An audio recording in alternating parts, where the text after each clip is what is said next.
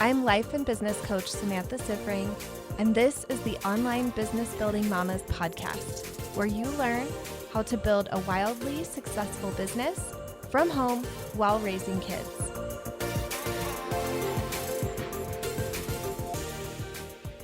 Welcome, everyone. I have 4 of my incredible clients on with me today, and we are talking about women and money. So I have heard so many things recently, so many questions from people asking about like concerns that they have about making a lot of money. Like they wouldn't know how to handle it, or I don't even know what the taxes would be like at that level of income, or I don't want to work that much, that kind of thing. And I also saw this meme, maybe some of you have seen it going around, and it's a quote from somebody from Shark Tank being like, if you want to make a lot of money, you have to sacrifice everything. And if you haven't sacrificed every single thing, you can't make money. Basically, that was the gist. And it made me so mad. And I thought of all of you, and I wanted to talk about it, not just the meme, but I did want that to be part of what we talk about. So we're going to be digging into basically the topic of women making a lot of money. And first, I would love to go around and have everybody introduce themselves, your name, what you do. If you want to share how much money you're making, do that too. I would love that. So, Erica. So I'm Erica Hamlin. In industry terms, I'm a general life coach. So I coach on all the things: career, life, family, business, whatever.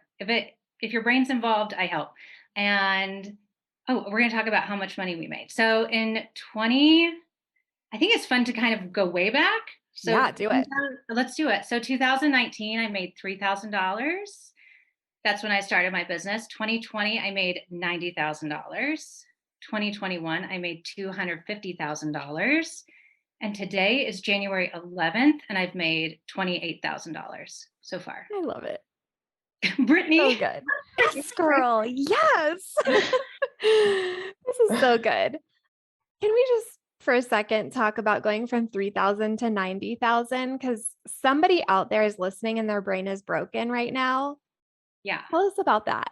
Okay. That was super fun. So I was part of like a group coaching program that was great, but I was sort of limping along. I'm just not kind of the person to raise my hand in big group calls. So I felt like I wasn't maximizing that. And really, the game changer was hiring you, Samantha. So having you in my head and also just really going all in on my business, because as soon as I made the decision to pay $10,000 to work with you, I had my first 5-figure month. I think even before we had our first session. And then you had to coach me on mind drama about having a 5-figure month. Yeah. So, What yeah, was the mind drama of a 5-figure month? that it was going to be a fluke. Yeah. So that's a big, if we're talking limiting beliefs when it comes to money, when I make money, the limiting belief is it's a fluke. It's not going to happen again. Yeah. Where are you with that now? I don't spend much time there. What do you do when it comes up? Because people may not know this yet, but any of us who have been working at this for a while know the same things keep coming up. It's just what our brains do. So, how do you handle it now? So I think what I do is one, I know it's BS. So we've been there before. People don't just sort of show up and say, hey, can I pay you money? That just isn't something that happens. So every client who has paid me money, I have created in some way. And so going back and evaluating exactly how I did that is always really helpful. I love that. Like you said that, and I know I have told all of you that at some point, but you just said it, and I felt so reassured in this moment. I just feel like every brain is like, there's no one else. It's all done. It's out of your hands. And I'm like, oh, yeah, you're so right, Erica. I do create clients. I You love it. asked me once, you said, what does fluke even mean? Yes. I ask everyone that. I'm like, what is this word? Is there such a thing as a fluke? Like, I'm not sure. I don't think so. It's not like clients just fall in your lap. I mean, it feels like that sometimes. It's like, this is magical, but it's not magic. you created. Yeah. It never happened to me before I got visible and made offers. That's for sure. Yeah. Love it. Okay. Oh, one more thing I wanted to ask about quickly, because now you are in a group and you said something about not being the Mhm. person who raises their hand in a group. And it made me wonder, how do you do that now? Because you do get coached. I do get coached. How do I do that now? So it's really helpful to be in a group where people are getting coached on things that you need coaching on. Mhm. Because when I am getting coached one on one, it's amazing, but I also disassociate a little bit. And so I like go out of my body. And then I can't really remember what I got coached on. So being able to watch somebody else get coached on the things that I'm dealing with without having my ego involved or without having to kind of process and talk all at the same time is really, really beneficial. Yeah, I agree. I'm the same way. I so much prefer group because I like when I'm the one who gets coached in the group, it's like I left my body. I don't know what happened. I have to rewatch that because I wasn't in the room. And I think there's something really special about your mastermind too with the kickoff. I mean, it's not like these are just strangers in the room with you. You develop relationships with them, you know what they're working on, they support you, you support them. So it's sort of not just like you're in this group and you're the coach, but it's sort of like you're surrounded by this entire support system and you have like a bunch of coaches in the room with you. Yeah. And you all now have been together for a while. It's not like you like just met. There's been multiple rounds. So I think that builds a lot of comfort too, where like it's easier to be seen Yeah, by your people. right. I love it. So good. All right, Christy, tell everybody who you are and what you do and all about the money you make. Yeah, so I own and run Cooper and Hart Creative, where I do custom design work for primarily online service providers and coaches. I do a lot of websites and sales pages and really help them bring their brands up to the next level. And I've also started a new template shop called I Heart Templates, which I'm excited about. Let's see, money. Yeah, so I guess I could do similar to what Erica said about kind of going back. The first full time year in my business, I made $61,000. And then that was 2019. Then in 2020, I made $115,000. And then last year, 2021, I made $180,000. So it's going up. So good. I love that. And I feel like we have had talks before. I feel like there was a cap that you thought a graphic designer could make, maybe when you were first starting out or when we first started together. Yeah, I think I didn't really imagine going beyond that like 100, 220 kind of mark. Like that was kind of like, oh, that's probably about how much I'll make as a designer. That's kind of what I see out there, even as like in my salary job when I worked at an agency, like my highest salary was 55,000. So I didn't like see other people, especially women in the design field. I didn't see a lot of them making higher salary ranges or anything like that. So yeah, I just didn't have it in my brain that I could make more than that. So, how did you get it in your brain? Well, I worked with you and then I joined the mastermind. And I think it was just seeing more possibility and just really being around other women who are also making more money. And even if they're not doing the same thing that I'm doing, it just kind of made me think about it more and like, well, what if it is possible? Yeah, I think even just that question, I think a lot of people think that they have to go to this leap all the way to believing that they can definitely do it. And I think sometimes just opening up to the possibility, like, what if that were possible? I think it gets us in such a different mental space. Like, you were in this place where you were like, all I can do is 100K max. Mhm. And then you opened up to, well, maybe it's possible for me to do more. And your brain just went to work to explore that and find solutions there. It's like it opened up this whole other door in your mind of things that you could explore. And I think that is so powerful. And it's like the simplest thing. I think sometimes it's those simple shifts that are the most powerful. So, how did it feel making 180 this past year? It felt pretty amazing. I was like 180, that's incredible. Like I had set a lower goal last year. Actually, I set it at 120K last year. So I kind of blew past that goal. Yeah. And I did that all as one person. Like I don't have other designers. I haven't built an agency yet or anything like that. So like that's just me offering value and providing good work. And like it's really amazing.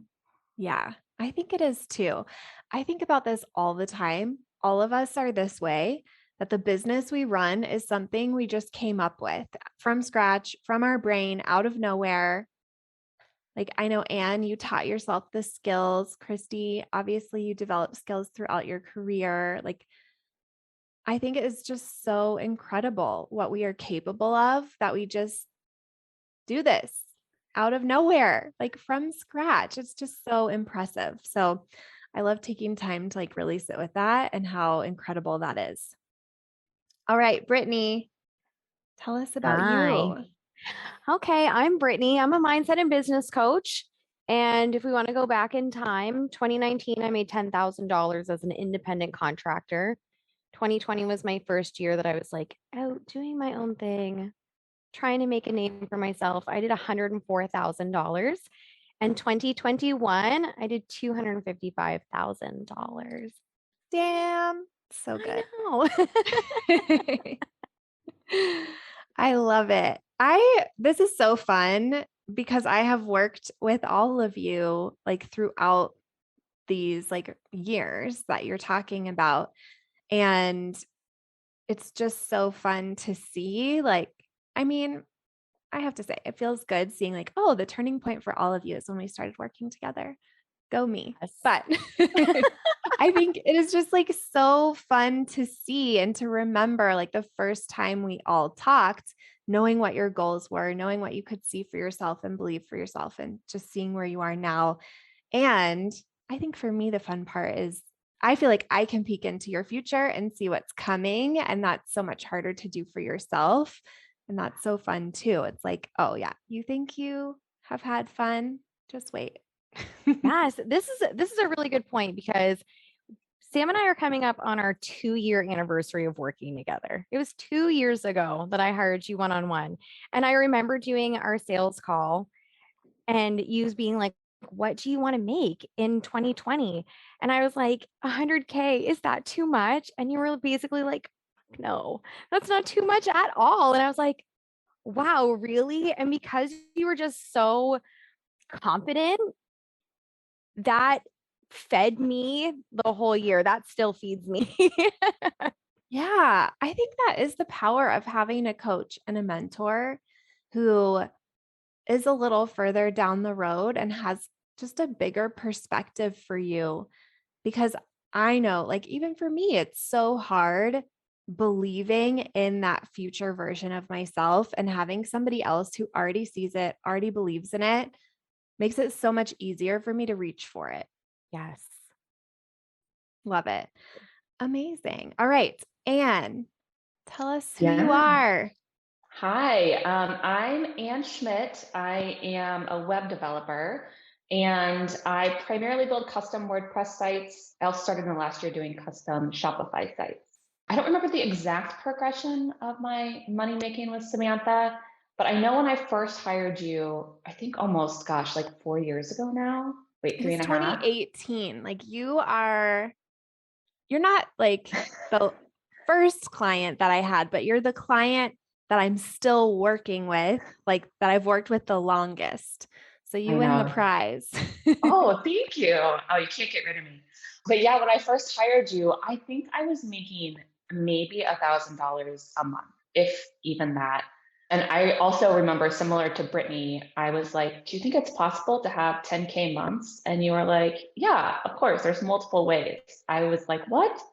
So anyway, now last year in 2021, I was at 245K. So good.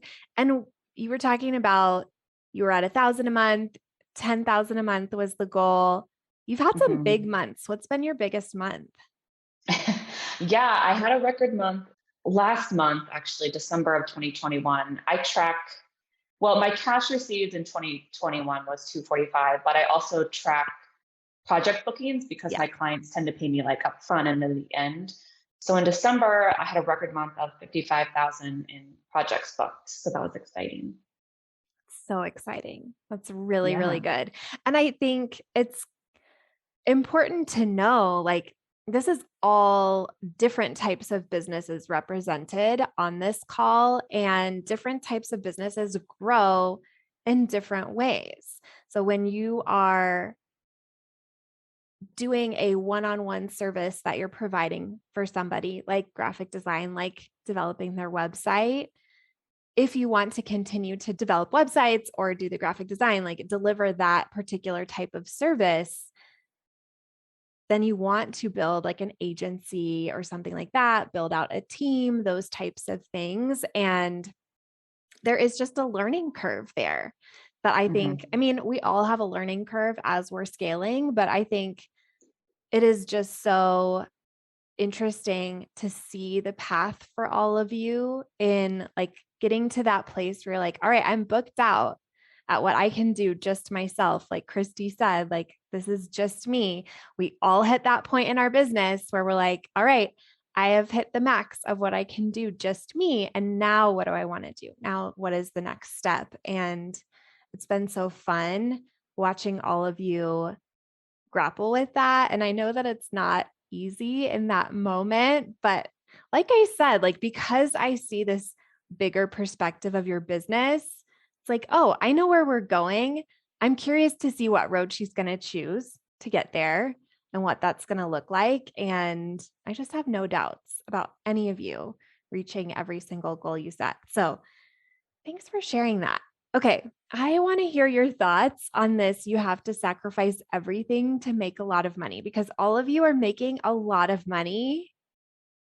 So tell me, like, who has thoughts about this? Brittany. I have so many thoughts. I always The have look on your thoughts. face was just like, what? I had a past mentor who her common phrase was, you can have it all, just not all at once. Mm-hmm. And I hated that. And I feel like this is kind of the same message. I think that this is so false. I have 3 small children and we're in a global pandemic. I have been homeschooling these children. I don't know what person on the planet thinks that moms have this overabundance of time. We certainly do not. Like we are all just, drinking our cold coffee and creating content on the fly and doing our best to try to keep our homes running and our kids alive and our businesses thriving. And guess what? It's possible. We're all doing it. Like all of these women here and all the other women in the mastermind and even in Mama to CEO, we are all glowing testaments to what's actually possible. Yeah, I agree. I feel like I hear those kinds of things and it just like breaks my brain a little because I'm like, wait, like, why do you think that? It's just not even true. It's not like we haven't seen examples of it being possible and we're like trying to believe something that we haven't seen. It's like, no, there's literal evidence that that's just not true. Like, how committed to this thought do you have to be to not even see that? It's really crazy. And I think it is really sad because moms who hear that message instead of our stories then just won't even try. Yeah. Anybody else have some thoughts about this? Yeah, Anne. Yeah, I agree with Brittany. I mean, there was definitely a time in my life where I thought that I had to work 24/7 and get up at 4 a.m. and do like miracle mornings or whatever in order to succeed. And one of the biggest benefits for me of this mastermind has been just seeing everyone else in the room juggle their families and their kids and their businesses and do it in a way that, like the anti-hustle, you don't have to do it all. You need to find a way to like sustain your business and your life at the same time. So that's been extremely helpful for me. Yeah. I think that is so good.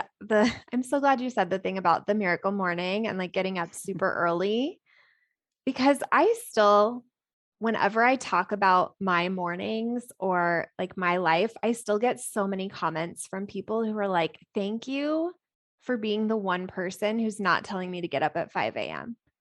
I know, And I'm right? like, how am I still the only one who's talking about sleep? I feel like the people who do that, I mean, maybe some of them have kids, but I don't know. For me, the reality of having young kids is like, there's no miracle morning going on here. Maybe other people have No, that. no. If it's a survival morning, it's a miracle. We're all True. alive and we got to the right place at the right time with clothes on. Yeah, Miracle. exactly. That's so good. I think some of those people do have kids. I think the real deal is that those people, even if they have kids, they just are morning people. Like not everyone is a Yes. morning person, and that's okay. Like you can work at night or in the afternoon, whatever your time is, mid-morning, doesn't matter. Yeah, exactly. So good. All right. Any other thoughts on that before? Yeah, Erica. Some of the questions that have really served me this past year is constantly asking myself, how am I making this harder than it needs to be? How can I do as little as possible without making that mean that I'm lazy? And if I'm lazy, amazing. Let's be lazy. Like, let's Yeah, do if this. it's lazy and you get the results you want, you are a Yeah. genius. That is my Yeah. strategy. How can I do as little as possible? How can I be as lazy as possible? How can I make this as easy as possible? And what I found, the answer is almost always do less and stop making it so hard. Like, let it be easy. It wants to be easy. And I think this whole idea of like this productivity, like chasing after productivity and having to work yourself into the ground, comes from these beliefs that value comes from your time and it comes from making things hard. Like, I think we're just addicted to making things hard. Hard work is great, but you don't have to make it hard. Just let it be easy. Yeah. I did a post recently that was like, being a mom is hard enough. Like, we don't have to make it harder than it already is. And I love how you said it wants to be easy. Like, so much about your business just wants to be easy. So just get out of its way and let it be easy. Such a You've good had perspective. You've had to coach me on that a few times. Yeah. I get suspicious when it's easy. Well, I had that same suspicion recently when I was planning the launch. And I wrote all the emails from scratch. Like I threw away all the past launch emails and was like, I'm writing every single one from scratch. Like I have a completely fresh vision for this group and who it's for and the message for it, all the things. So I wrote it all from scratch. Like this is a lot of emails. I like to bombard my people with emails. And then after I was like, well, that just feels too easy. You just write emails and then you make lots of money. How can that be correct? So I think it's like this deep wiring in all of us that like it has to be really hard. And if it's not really hard, then we're doing it wrong. And then we just make it so much harder than it has to be. That's really good. Christy, what were your thoughts? I was just going to say that in regards to like the idea of sacrificing, your time and stuff like that. Like I came from an agency background, and the agency culture, is there's like you stayed there late if you had to finish something, and they would pile on deadlines, and you had to answer text messages on the weekends. And so when I started my business, it was a struggle for me to really set boundaries and like not let that similar culture that I'd learned like carry over into my new business. And it's still a thing for me, but I've established really pretty good boundaries. I have work hours. I work about 40 hours a week, but like I don't work weekends. I stopped working nights. It's like, well, what, 2 years ago, maybe? Yeah. Yes, I remember coaching on this. Yeah. Yeah. When we first started working together, you coached me on that. Like I was working nights, and yeah, I can't imagine working nights now. I'm like, oh no. Yeah, that's so good. Boundaries are so important. And I feel like the more times that I run rounds of simple scaling, the more that I see like boundaries are everything. Like, this is such an important focus. And something that I've been thinking about a lot lately, and I did a podcast episode about it, is the margins in your business. So, how it's not just like about profit margin, it's about our time, our energy, our emotional health, all of those things. And I think all of those are really related to boundaries. And there is this culture of like no boundaries and just like work all the time. And for a little while, I was thinking this is just like entrepreneur culture that you're on all the time because you feel like you are the business and you can't turn it off. And I've been noticing, like, since I've been out of the corporate world for so long, what I have noticed is that people in corporate have the same thing now, especially with the pandemic, and they all started working from home. And now there is no home work boundary at all for people in corporate. And those people are not even making more money for working more. So No, there's really no good reason. there's no good reason. Yeah, those boundaries are really hard and those expectations. Yeah. So it's been really amazing being able to decide what I wanted and change Yes. that for myself. Yeah, I'm so happy you said that because I think that this is really the core of it, is deciding what you want. Like, that's the whole point of the mastermind, deciding what you want your business to look like long term and then making that happen. That is what we're all here to do. So that's so great. So here is what I want to ask you all now. I want to hear what you used to think about making six figures, multiple six figures, and $1 million, because all of you are at that six figure, multiple six figure mark. And you're all in a mastermind that has a focus of scaling to 1 million and then obviously beyond that. So I'm curious, like, when you think back, what did you used to think about that? And what do you think about that now? Like, what has been that mental shift for you? Who wants to go first? And Yeah. When I first hired you, my thought was that you had to have a ton of different offers in order to reach, well, I thought at the time, six figures, let alone seven figures. I was thinking I need to have like a course and a membership and a million services. And I'm not sure even what else I was thinking. But the biggest shift for me has been realizing that just narrowing my focus on my current services and really optimizing those and building a team around those is what's going to get me there sooner than trying to do a bunch of new things that, will just kind of drain my time more and kind of take my focus away from what I've been successful at so far.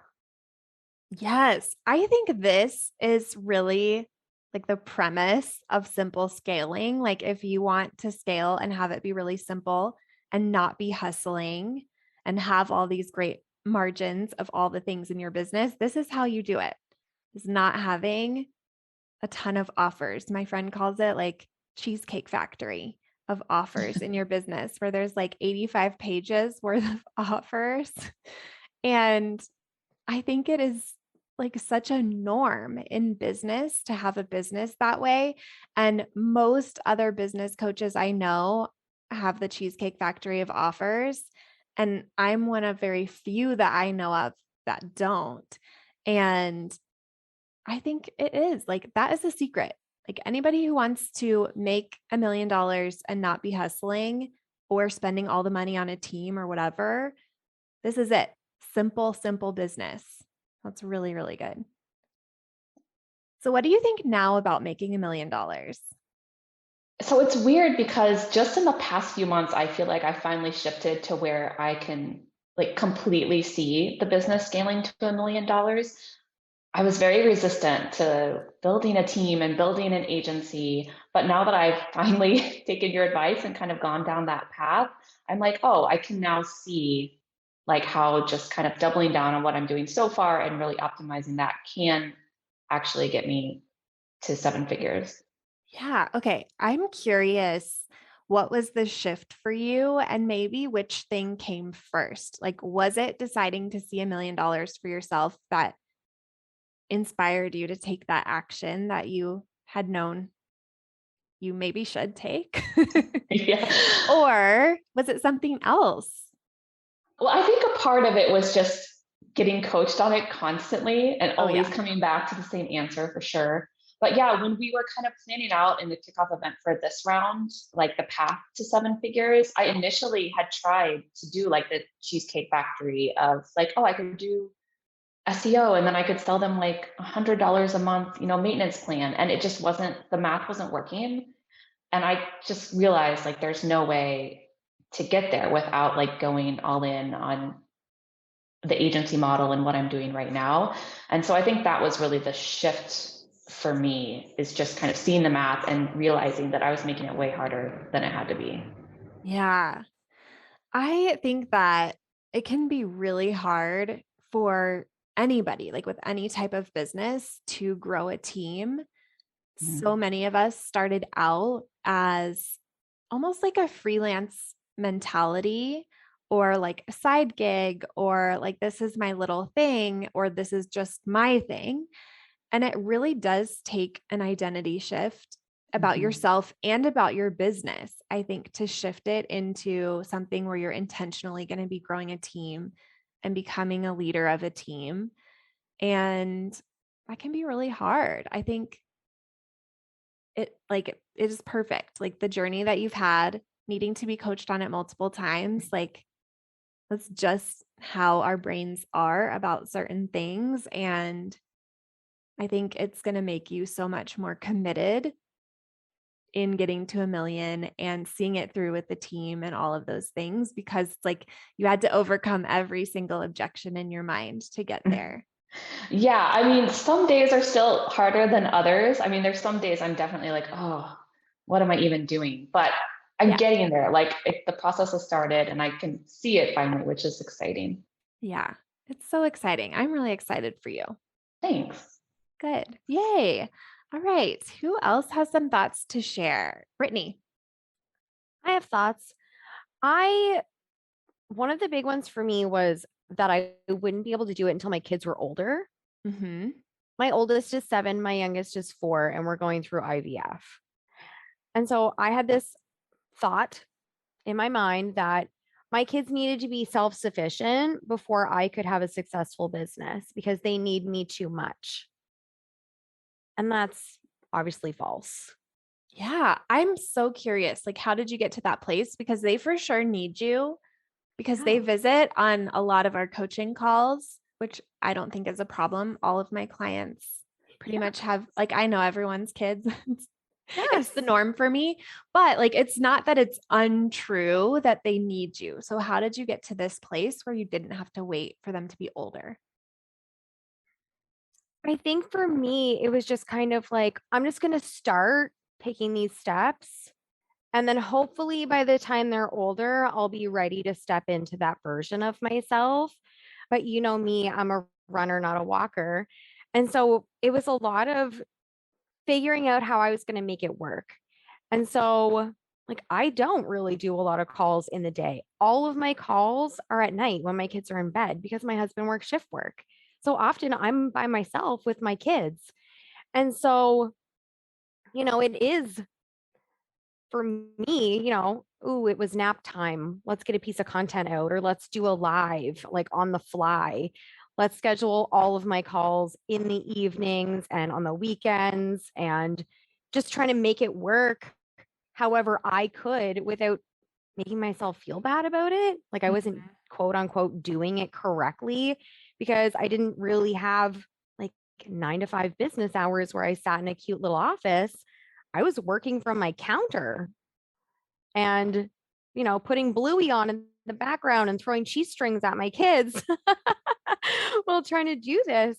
And yeah, they totally interrupt things. I mean, they're still small. They still need me to open snacks and they have questions and things like that. And I think that's kind of the beauty because I think there's so much, especially in today's online world, where we're kind of shaming moms for trying to do it all. And it's like, you either have it together or you don't. And if you don't have it together, get out of the way. And I think that that's so unfair because who has it all together? I don't know anyone that has it all together. We're all just doing our best with what we're given. I love when my kids interrupt. I love when my clients' kids interrupt. Like, this is what we're doing, this is what we're trying to do. And there's this whole thought that I always say, in my content is your kids can't be your reason and your excuse. And so I want my kids to be my reason, not my excuse that I didn't do it because they didn't ask for that at the end of the day. So for me, yeah, doing this while they're home, like no one expected a pandemic. I did not expect to be homeschooling my kids. I am not a homeschooler. This is going badly. Like, but we're making it work. So for me, yeah, the biggest one was doing this with small kids at home. Yeah, that's so good. I think that theme of figuring it out, that is how it is. Yeah. And you're right. Like none of us have it all figured out. Last week we got your child does not have a lunch today because we thought we had ordered hot lunch and we hadn't. And there's this whole thing because Stuart and I are like sharing certain things. And there's like still the things that I do that I should probably just let go of, like ordering the hot lunch, which is not always perfect when I'm doing it. So maybe it's not my job anymore, but like none of us are doing it perfectly. And even if I didn't have a business, like even if I was mom 100% of the time, full time, that was my only thing, it would still not be perfect because I have done No. that. And it was still not perfect. And actually I was unhappy because that's not what I wanted to be doing with my time, was doing that 100%. Mm-hmm. And I think you're right. Like the kids don't want to be the excuse. I think like when I think about as a kid of parents, when I imagine hearing them potentially, which neither of them do, but like if they said something like, I didn't chase my dreams because I put you first or something, like I would be really sad. Yeah. Like, thinking about that makes me want to cry. And I don't think that that is a weight our kids want to have. No, I agree. And I think it's so important as moms that our kids see us do things and see us do things badly Yeah. and, see our failures, see our successes. Like, I kind of realized doing this with my kids so young, they're going to get to watch me do this their whole lives pretty much. This is going to be really their only memory of mom's job, quote unquote. I really hope that that's empowering to them. Like, we often talk, you've talked about it with me in the past. I went to university. I did not go to university to be a business coach. I went to university to be a doctor. Like, hello, these are very different career paths. And so I really hope that, especially in today's world and the way the world is changing, we're able to show our kids, hey, you don't have to do the traditional thing that was shoved down our throats. Do your own thing and do it really well. And if you fail at it, awesome. At least you tried something. Yeah. Yeah. I think that is so fun. My oldest is always asking, like, how do I make money? How do I get money? And I always say, you have to just bring value to people that they want to pay for. That's how you do it. It's not, Yes. and I think like for our generation, it would be like, well, you should pick a job like doctor or lawyer or whatever, and like go to school and do that. And it's like, no, you could just right now think about what value could I bring somebody that they're willing to pay for and start making money, mowing lawns, babysitting, whatever. And I think it's a really fun to be like, oh, I know the secret. I'm going to teach my children how to do Yes. it. And all of you. All right. Who wants to go next? Erica. It has been madness over here, so I feel like that was really well timed while I was on Good. mute. There are like trees getting cut down outside. The dog is barking. My husband's walking by making faces. It's been like mayhem. So yeah, it's not going to be perfect. Your original question was around making 100K and what was different and what was my expectation, right? Making 100K, making $1 million. What did you used to think? What do you think now? Okay. So when I was starting my business, I think I had this belief that when I made 100K, that I was going to know all these different things, that I was going to be way more of an expert. And what I came to realize is that it's really not about what you know. It's about recognizing what you already know and then stepping into that. So it really hasn't been knowledge based what has changed. It's really been an identity shift more than anything. And so I already know that this brain that I have is $1 million brain. And so making $1 million is inevitable. And the work is really going to be seeing that and recognizing that, and then letting it influence how I show up and how I provide value to my clients. Yeah, I totally agree. That is so good. I love that you are just claiming that you already have $1 million brain, because I believe that. Well, that's helpful. I'm glad to hear that. Carry that one with you. Christy, what are your thoughts? I think originally what I thought about making 6 figures was like, oh, it's going to be really hard. But like once I get there, it's going to be amazing. And I'll have like all the answers, similar to what Erica was saying, like I'll just know everything and it'll be all good. And I'm like, oh, well, 100K, 120K, that's a lot of money. I mean, it is a lot of money. But then when you get there, you realize it's really not like, it's not as impactful financially as I really thought it would be. And like, I guess what changed is like, well, seeing what that was actually like and that it was possible. And then thinking about, well, if that was possible, then other things are possible too. And as far as about making $1 million, well, I didn't used to think that was possible for me at all. Like I was just going to make like, 100, 120K and that was going to be it. Right. So, and I think I had an idea in my mind, well, if I did want to make more than that, I would have to like completely change the type of people I do work for. And I'd have to go after like corporate clients and sign multi $50,000, $100,000 contracts. And like, that would be, I'd have to build agency. And that was just like not what I wanted to do. But now like in my scaling plans, like my math looks different and like that path is different and it does look possible. And it doesn't have to be that kind of like icky corporate work that I wasn't interested in. So Yeah, I've noticed this a lot in the mastermind, that you all seem to have ideas of what it has to look like to get to that place. And I just never believe any of those stories. I just think about what you want it to look like, and let's figure out the math of making $1 million with it looking like that. Because I think we can do that, even if no one else is doing that right now. Let's just figure that out and make it happen. yeah, let's do it. So good. Okay. Another question or thought that I hear a lot is that money changes you. And so I want to hear your thoughts on this idea that money changes you. And I want to hear like what is actually different in your life. Christy, do you want to share? Sure. I don't know that I ever completely bought into the idea that money changes you. I was more in just like, it just wasn't going to happen for me. But I think as I started to make money, I noticed a lot of people have this idea of like that people make money, who make a lot of money. Like, people just talk badly about like rich people, like you hear out in like our regular community, not so much the online space, but like in the real world or whatever, people like they talk kind of meanly about rich people, so-called rich people. And there's no true definition of a rich person. It's just they're rich, right? And so I noticed that more, and I noticed that that makes me, I don't really want to talk about my income to people who are working kind of regular jobs, like and stuff. And part of that is like, I don't think they'd understand, Mm-hmm.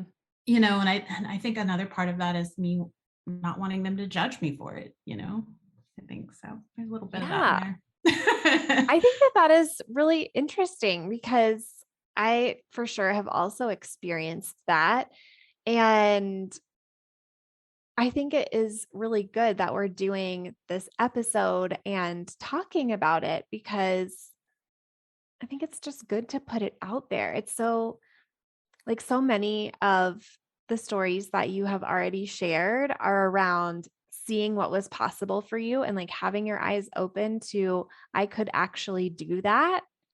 And then we have this culture of like, don't talk about how much money you make. It's like, don't open up people's eyes to what's possible for them, which seems very backwards to me. So Yeah, it's strange. yeah, I think it is. I think it's like a cultural shift that we are part of right now. I think the not talking about money has really not served anybody, especially people who aren't earning a lot of money. And I think it's empowering to talk about it and be out there with our numbers. Yeah, I think so too. I think for me, I just pick and choose who I want to have that conversation with. Yeah, I for sure agree with that. We don't have to be taking on every conversation that we could in the world. Mhm. So, how is life different now? How is life different now? I think it's just more relaxed. It used to be pretty stressful to manage finance. How are we going to pay these bills? Any unexpected bills were like, medical bills or something, like car repairs, whatever comes unplanned. We're always super high tension and stress and credit card debt and all of that. And so like now we're just pretty relaxed. We don't live extravagantly, but like my husband doesn't work anymore. He just stays home. He's a stay-at-home dad. And we don't have any consumer credit card debt, anything like that. It's just things are just a little bit more easeful. I love this. This is like the opposite of what people think making a lot of money is. Like, no, actually, it's easier and less stressful. Yeah, it's pretty awesome. Yeah. I really, really love that you say that because I feel the same about having a lot of money. Like, it does make life easier. It makes life more comfortable. It gives you more choices and options and alleviates stress and arguments and all the things. So I think, yeah, let's definitely have women making a lot more. Yeah. Erica, what are your thoughts about money changing people and how your life is different now? So I have also had that belief around rich people are bad. I was actually just talking to my parents about this last night. So they're both pastors, and that whole thing about like camels going through needles. See, I like failed at Sunday school. Is like easier than rich people going to heaven. Uh-huh. And my mom said, well, there were other scriptures around good rich people. I said, when did you talk about those? Which they never did. Never. So we just never talked about like good rich people. And I think this is part of what's so amazing about being in a mastermind like this is being surrounded by women who audaciously are making piles of money and making all this money and then using it to make the world a better place. Because let's be honest, when women have more money, we're going to spend it on people and helping people and serving other people. So I think that is just amazing and it's so empowering. And I have this whole thing about not talking about money because it's like bad or gross or tacky. So I have a quick story. I went to happy hour with some of my friends who they're all therapists because I was a therapist in a former life, and they all have private practices. And I went to this happy hour and I was like, this is how much money I'm making. And it's amazing. And all of you need to be making more money. And then afterwards, I had this huge shame spiral after the happy hour.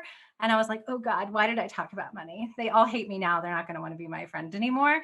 And then they all started calling me for business advice. They quit their day jobs to go all in on their practices. They raised their rates. Like after that happy hour, now they want to talk about money. They want to talk about business. So I think that talking about money can actually help people make money. I agree. I agree. In my first job out of college, I had no idea like what was normal to make. And so then the offer that they made me, I was just like, I guess I just accept this. And then come to find out chatting with coworkers later, I was like the lowest paid one. And I had like turned the thing I managed to be profitable and it started making like 30,000 a month, which was almost exactly what I was paid. I was paid 32,000 and I didn't get a raise. So then I had quit because that's who I am. That's what I do. But it was this thing of like, gosh, if people would talk about how much they made, if they would talk about like negotiating and what's normal to make in this office and that kind of thing, that would have been better. Yeah. I think having that knowledge and then knowing, okay, this is possible and this is available to me opens up all kinds of doors. Mm-hmm. Completely agree. So what's different in your life now?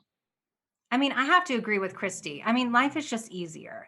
So I'm not, I've been poor. I've done that. I've done ramen noodles and that whole lifestyle. And I was in my bank account every single day. Like, how much money can I spend today? Because what is the balance? And so now we just don't have to worry about that.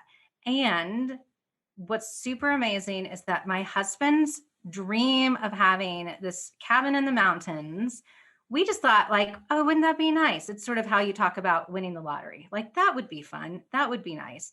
And we realized last year that it's actually a possibility that we could make it happen this year. And that is just wild to me that this thing that seemed completely unattainable is now possible. Yes, now you're going to be my neighbor. I know. It's going to be so great. So fun. So good. I love that. This is making me so happy just thinking about where you all started and where you are now, and just knowing that your life is easier and more enjoyable. So good. Brittany. Yes. Well, you know that I love money. I love talking about money. I have to agree with all the girls here, and I know we're all going to agree. Money, it doesn't change you. Money is a magnifier. It makes you more of who you are. So if you're already a bad guy, like now you're a super villain. But if you're already a good guy, like you're going to do good things with it. And like Erica said, women, when we have a lot of money, we immediately turn around and start helping our communities. And we immediately turn around and start helping other women. Like we can't help it. Like the world literally survives on the backbones of women helping each other. That's how we get through everything. And so, absolutely, I think more women should be making more money so the world could be a much better place because of us. And it will be as people like us start stepping up and stepping into, the dreams that we have for ourselves and doing the scary things and giving value to the world and saying, hey, I can help you with XYZ. Let me Yes. and pay me for it. This is so great. And something that I thought of that you're all now getting into this phase of business where I am of hiring a team, of getting to pay other people. Yes. I find it so fulfilling to now be somebody who's helping other women make money in a different way. Like so far, I've been helping entrepreneur women make money, but not everybody wants to have their own business. And now I get to employ those people and help them make really good money and a really good living too. And that I think is so, so powerful. Such a great, like unexpected byproduct, maybe, of building a business is being able to now be somebody who pays really well, is a workplace people love, and all of those things. I want to share a quick story because Yeah. I have been scaling, like I have almost no one-on-ones and I've been growing my company. So I have a VA that I employ, but I also have a house manager, which is one of the things that last year you were like, I really want you to do this. This is the next step for you. You hire like an assistant and then you hire like a personal assistant. And during the pandemic, my house manager ended up getting laid off from her job. And I was her sole income. And instead of that feeling like yucky and pressure for me, I felt so good about it. I was like, yes, I'm going to make sure your bills are paid. Don't worry. I love it. That feels so Yeah, good. it was really empowering to be able to know, oh, she's not going to get kicked out of her place because she works for me. Yes. I loved it. I love that you shared that. I think it's good for people to really imagine themselves doing things like that. Yeah. So that kind of leads in, that's like a preview into how your life is different, because that's a fancy thing to have a house manager. But tell us more about how your life is different, because I know it's been really a big shift for you. Yeah. Like we definitely struggled with money, as most young couples do. We're like almost entirely out of debt now. So, piggybacking off what the other ladies are saying, it does feel so much more relaxed because you're not wondering, okay, how much can we budget for groceries? Like I remember it'll probably start coming up on my Facebook timeline. I remember having a binder where I would like cut coupons and then try to meal plan around it so that we could eat stuff that wasn't complete junk. And it would take me hours. Like that was almost a full-time job, just trying to go through the flyers and see what's on sale and then try to figure out what I could cook with it. And I don't Yeah. have to do any of that anymore. And that's so freeing to be able to say, yes, no problem. My oldest, he's growing like a bad weed. I just bought him winter boots not even a year ago, and he needed new winter boots. And I know that 2 years ago, that would have been extremely stressful. And this year I was like, yeah, no problem. Let's order you a really great set of boots that aren't going to leak. They're not going to get cold. Like they're going to be waterproof. No problem. It doesn't matter that you outgrew them in less than a year. This is not an issue. And being able to just say yes to that stuff it's such a game changer. Like you really don't realize the mental toll that it takes on us, especially as moms, because we do carry so much weight. Like no hate to dads, but we know everything that's going on. So even when we're delegating, like it's still in the back of our minds being like, did he do that? And so just like having that pressure be released and that freedom to just say yes to whatever's needed, but also whatever's wanted. Like we get to do fun stuff. We just went to Punta Cana for Christmas for a whole week. We were at a 5-star hotel, my husband and myself and our kids. And that would have never even been in the cards 2 years ago, 5 years ago. It would have been like, cool, maybe when we're in our 60s.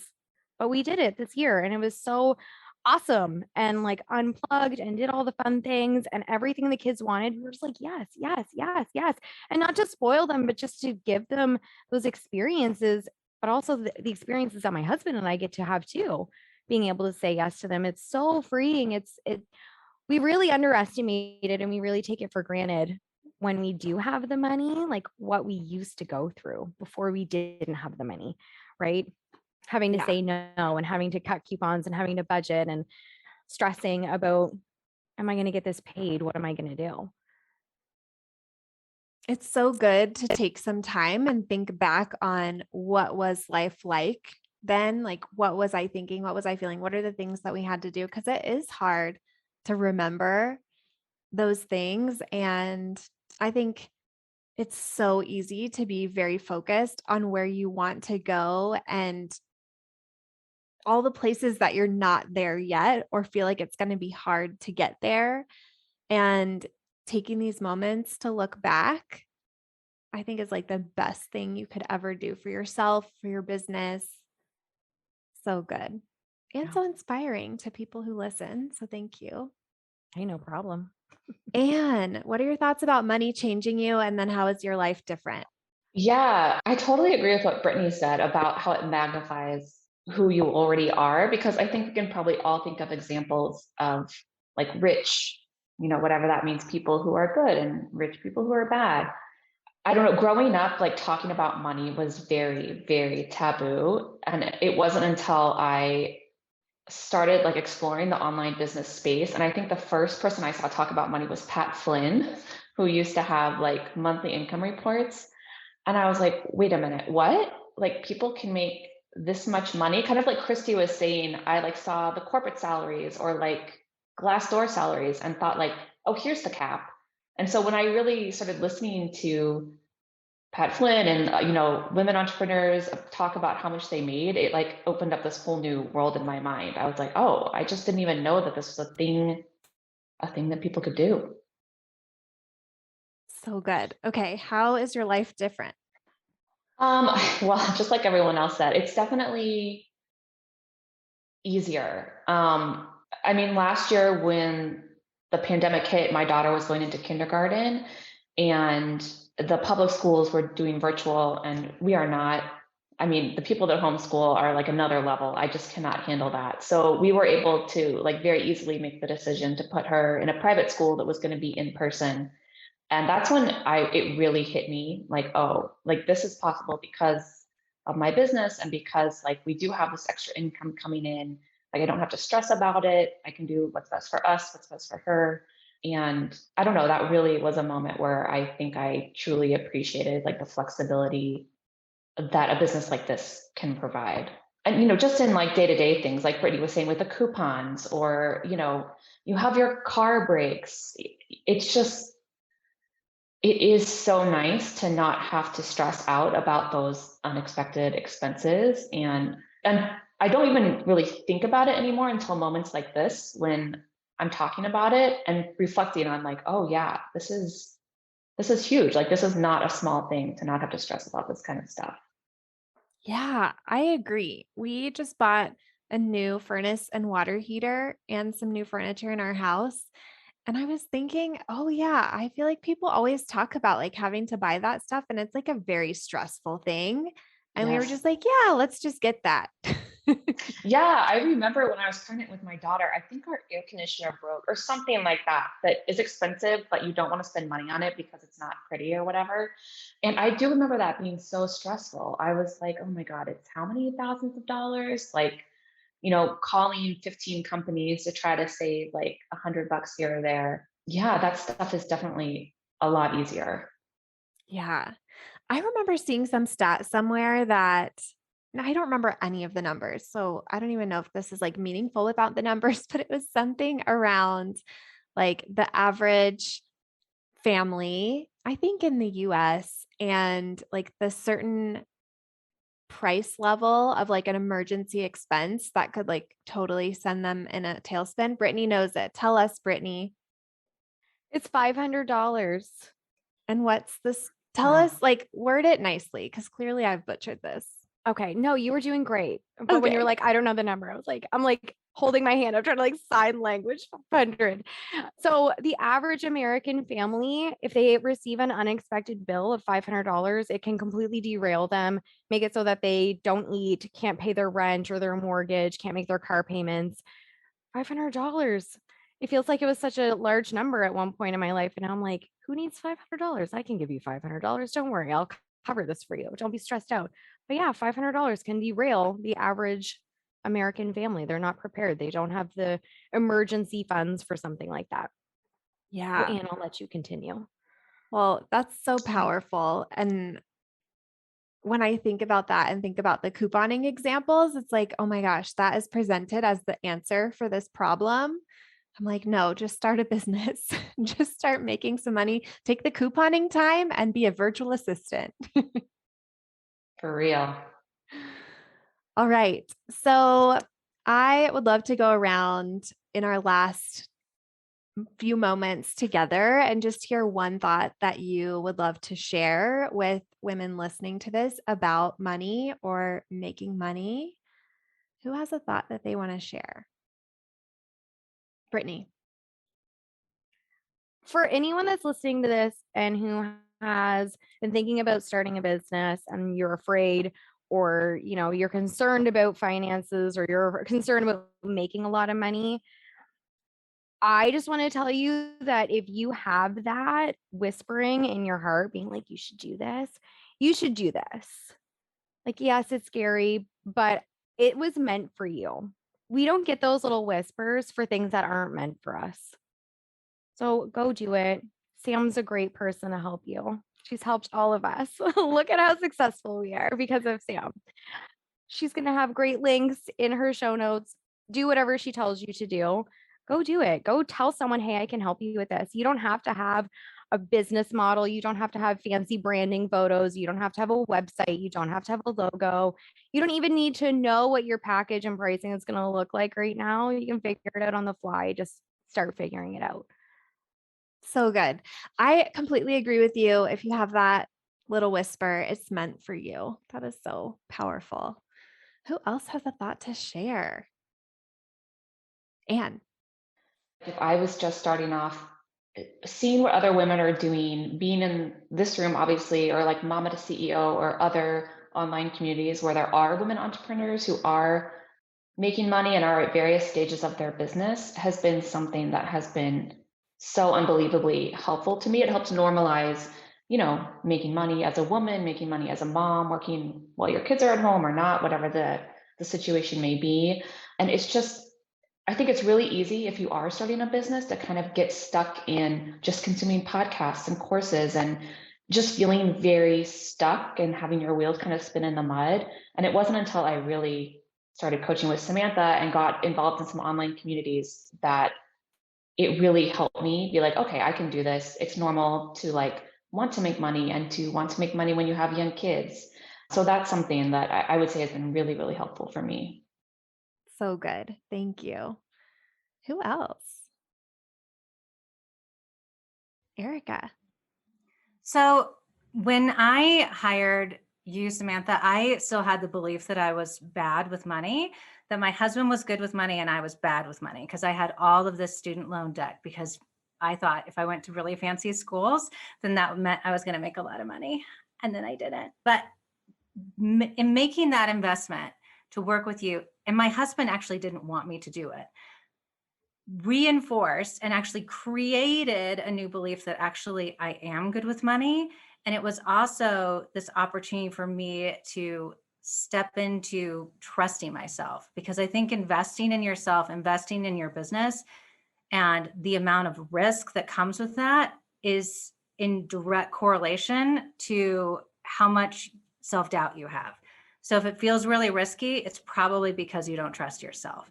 And so stepping into that, making the investment to work with you. And every time I make the investment to work with you, I'm choosing to believe that I'm good with money, that I can make money, that I'm responsible for my own results, and that I can trust myself to not only make the money, but then maintain that level of income and revenue. This is so good. I think so many women have this bad with money thing. I recorded a podcast where I talked a little bit about this, and I think you're like exactly right on when you say it feels risky to make an investment when you don't have a lot of trust in yourself or when you're doubting yourself. And I think that is like the number one thing that everybody should work on in their business, is getting to the place where you trust yourself no matter what. And you know that you have this no matter what, because I think it's going to allow you to make some moves that maybe are risky, but you will know how to make them pay off. And that is like the best tool and power I think you could have in business. Really, really good. All right, Christy. I think I would just like to offer some encouragement for others who might be like me, who are like designers or maybe more service oriented. I think I know you talk about this sometimes, but there's an idea that like coaches can easily make money, and then other service providers, they don't limit yourself to like what you made in your salary or what you see other people making. Like kind of inch up in your belief in what's possible, and like you can make more than you currently are. That's kind of what I wanted to say. Yes, I love it. Okay, let's quickly go around and have everybody say where people can find you if they want to know more. Christy, where can they find you?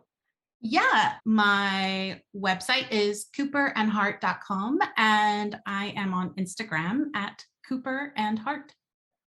Great. Erica, where can they find you? So my website is ericahanlon.com, but I feel like the fun is over on Instagram. And my handle is Erica Hanlon Coaching. Great. The fun is on Instagram. Your stories entertain me quite a bit. Anne, where can they find you? Yeah, you can find me at annschmidt.co. And later this year, I'll be bringing the fun to Instagram. But Ooh, currently, my website's the best place to find me. good. All right, Brittany. Okay, you guys are all on Instagram. I'm still on Facebook. This makes me feel like an old person, but I'm still on Facebook. You are rocking the Facebook group game. I do rock the Facebook group game. You can come hang out with me in my Facebook group. It's called Grow and Get Rich. Or you can go to my website, brittanybutt.com. Amazing. All right. Thank you all so much for joining me. This has been an amazing conversation. I think it will inspire so many people. Have an amazing rest of your day. Bye. If you like this podcast, I want to invite you to coach with me over in my program, Mama to CEO. There's you, and there's the consistent income you want to make in your business, and I help you remove everything standing in between. It's lifetime access for mastering your marketing, sales, time, and everything else you need to have the business and life you really want. Whether it's making your first 1,000 or 100,000, I can help you do it. To join, go to mamatoceo.com, MAMATOCEO.com.